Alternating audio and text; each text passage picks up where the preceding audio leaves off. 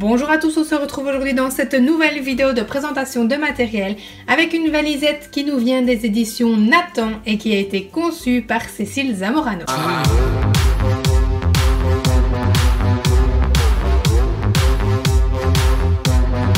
Comme je vous en avais déjà présenté précédemment, je vous présente aujourd'hui Je joue et j'apprends l'orthographe. Celle-ci est constituée comme d'habitude d'un petit carnet ainsi que de 2 paquets de cartes.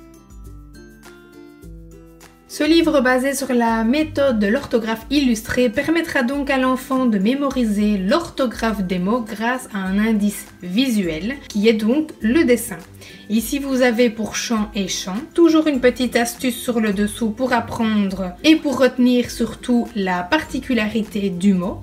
Donc ici, pour ne pas oublier le T, pense à un mot de la même famille, chanter. Ensuite, vous avez une petite initiation à un jeu qui va permettre d'automatiser donc l'orthographe. Là, vous devez compléter les phrases lacunaires à l'aide du bon mot. Vous pouvez prendre donc les cartes correspondantes et l'enfant doit désigner quelle carte il utilisera dans la phrase. Vous avez donc toujours une même présentation, le dessin avec l'indice visuel, l'astuce orthographique et puis le petit jeu qui permet donc de maintenir cette orthographe en mémoire. Les cartes de jeu permettront donc la consolidation de la mémorisation de l'orthographe tout en s'amusant, évidemment. Le premier jeu donc sera en complément du bouquin comme je viens de vous le montrer où vous allez devoir compléter les phrases lacunaires avec la bonne orthographe en choisissant donc la bonne carte.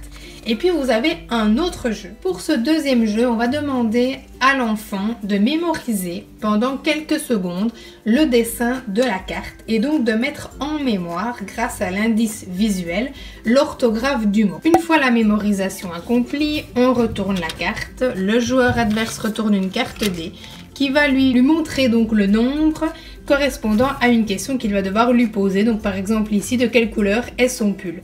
Si l'enfant répond bien, il gagne la carte et sinon, pas de chance, il passera son tour. Et donc en mémorisant le dessin, on doit être capable de répondre aux questions. Le premier joueur qui aura remporté 10 cartes gagnera la partie.